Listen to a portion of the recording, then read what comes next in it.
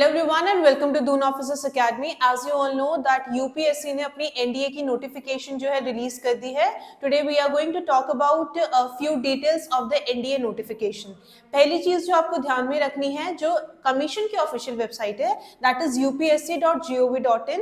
But if you want to apply for the NDA examination, तब आप करेंगे upsconline.nic.in. ठीक है.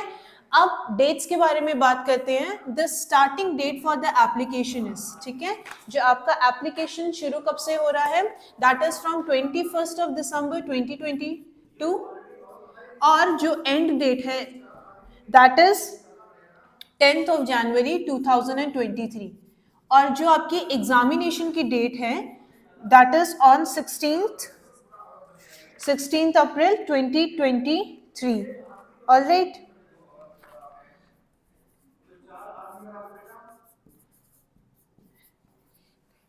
तो आपका एग्जाम के लिए फ्रॉम 21 टिल 10 जनवरी 23 आप इस बीच में कभी भी फॉर्म भर सकते हैं, बट दैट डजंट मीन कि आप सिर्फ इसी दिन ही लास्ट डे ही भरेंगे. Right, this is till 6 PM.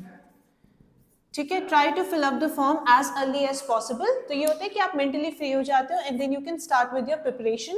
Examination date है दैट इज ऑन 16 अप्रैल 2023. ठीक है. You have ample amount of time. अगर आप आज से प्रिपेयर करना भी शुरू करेंगे तो भी आपके पास बहुत ज्यादा टाइम है. राइट. कुछ और डिटेल्स के बारे में बात कर लेते हैं. इफ वी टॉक अबाउट कि एलिजिबल कौन कौन है. ठीक है. तो आपकी जो दो डेट्स हैं, age criteria, if you are born between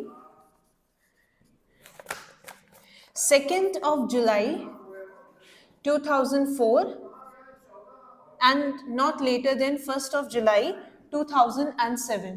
ठीक है. इस बीच अगर आपकी डेट ऑफ बर्थ है, if your date of birth falls between the age bracket of 2nd of July 2004 till 1st of July 2007, तो आप फॉर्म फिल कर सकते हैं एंड बोथ डेट्स इंक्लूसिव. इसका मतलब है अगर आप 1st July 2000 को भी बॉर्न हुए हैं then also you can fill the form. अगर आप 2nd July 2004 को भी बॉर्न हुए हैं तब भी आप फिल कर सकते हैं. इसके पहले हुए हैं मतलब 1st July then you are not applicable. 12th में अगर आप अपेयरिंग हैं then also you can fill the form. इस एज ब्रैकेट में आ रहे हो, अगर आप कॉलेज के भी स्टूडेंट हो, फर्स्ट ईयर सेकेंड ईयर, और आपकी ये डेट ऑफ बर्थ है, मिनिमम क्वालिफिकेशन क्या है आपकी 12th पास होना चाहिए. ठीक है. तो एज आपकी क्या है 2nd of July 2004 till 1st of July 2007.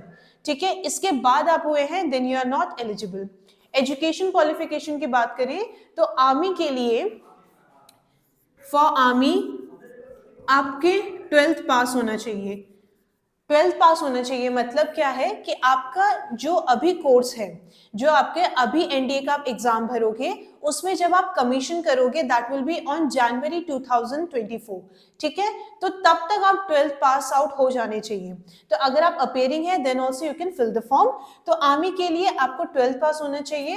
And for air force और नेवी, क्योंकि आपका जो नेवल एकेडमी है दैट इज फुली टेक्निकल है ना. एयरफोर्स में भी आपकी फ्लाइंग ब्रांच होती है, ग्राउंड ब्रांच होती है, उसमें भी technical non technical, that is also we will deal with that. तो अगर आपको एयरफोर्स के लिए आप 12th पास आउट तो होने चाहिए, पर उसके साथ आपके जो आपने 12th में जो सब्जेक्ट्स पढ़े होने चाहिए that should be physics, chemistry and maths. ठीक है. इफ यू आर फ्रॉम अगर आपके 12th में सब्जेक्ट आप बायोलॉजी अगर आपने लिए then you are only applicable for the army. ठीक है. तो ये क्या था आपकी एज की एलिजिबिलिटी थी and then your education qualification as well. Alright. ठीक है. And this is both for naval as well as for the air force. ठीक है. एजुकेशन क्वालिफिकेशन क्लियर है. Now let us talk about the number of vacancies. In total आपकी 395 vacancies आई हैं, out of which around 200 is for the army. ठीक है. 208 vacancies आई हैं आपकी, जिसमें से 10 जो है वो फीमेल कैंडिडेट के लिए. इसका मतलब क्या हुआ, दैट डजंट मीन कि 10 अलग से आई है. 208 में से ही 10 वैकेंसीज फीमेल के लिए हैं फॉर द एयरफोर्स. अब एयरफोर्स में आपकी 3 कैटेगरीज हो जाती हैं. For the naval academy it is 42 and navy में आपके female candidate, sorry for the naval it is 42 जिसमें से 3 फीमेल कैंडिडेट है अगर आप नोटिफिकेशन ध्यान से देखोगे ना, उसमें नेशनल एनडीए के साथ साथ नेवल एकेडमी भी होता है। तो इसमें बेसिकली आपको बीटेक की डिग्री दी जाती है, लेकिन अगर आम इन सब की बात करोगे तो आपकी नॉर्मल बीएससी डिग्री होती है, राइट। 3 साल आप एनडीए में आपकी ट्रेनिंग होती है, एंड देन जो लास्ट ईयर होता है that is the 4th year, उसमें आप रिस्पेक्टिव जो भी आपने डिफेंस की विंग चूज की है उसमें आप जाओगे। अगर आपने आर्मी की है देन आईएमए देहरादून में आपकी ट्रेनिंग होगी, एयरफोर्स की है तो डुंडीगुल में होगी, दैट इज इन हैदराबाद, और अगर नेवल है तो आपकी केरला में होती है, ठीक है। फॉर द नेवल अकेडमी, ठीक है, ये नेवी के लिए mostly. For the naval academy 25 which is only for the male candidate, for the navy it is 42 and 3 is for the female candidate, ठीक है। एयरफोर्स की अगर मैं बात करूं, एयरफोर्स में ग्राउंड ड्यूटी की फ्लाइंग की 92, ground duty technical is 18 and ground duty non technical is 10। तो इन टोटल जो आपकी वैकेंसीज आई हैं दैट इज 395।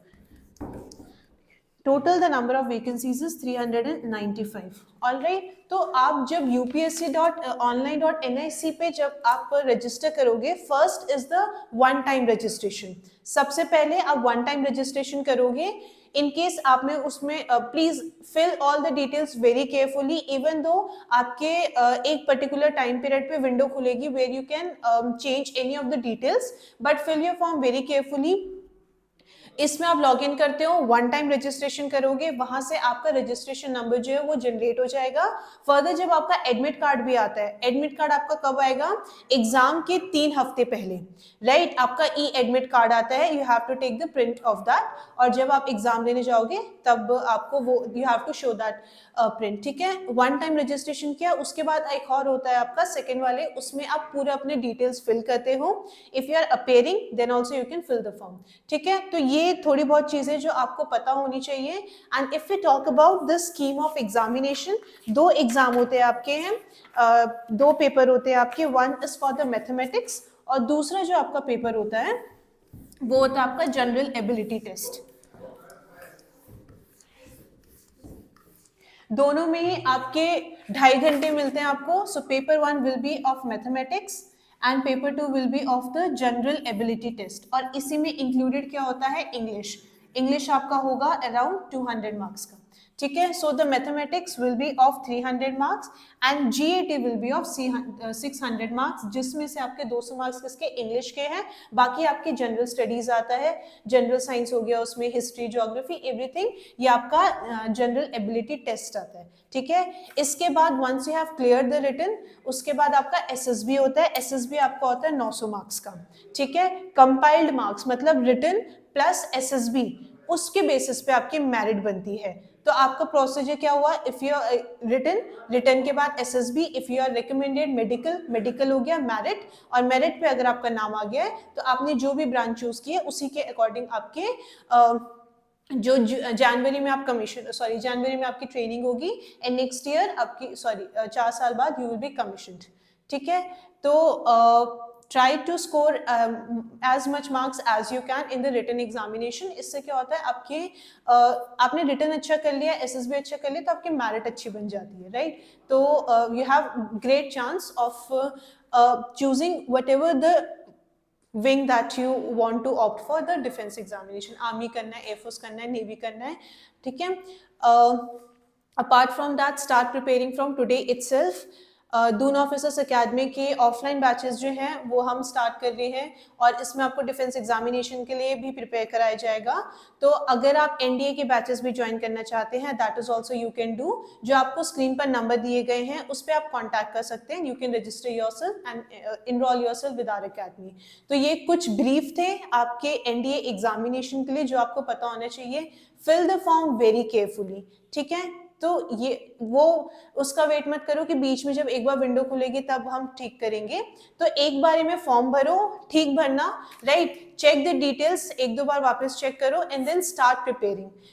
अप्रैल तक आपके पास बहुत टाइम है, तो आज से शुरू करते हो तो आप बहुत इजीली पेपर भी क्रैक कर सकते हो। Alright, so this was all for today. Thank you everyone and have a good day to you all.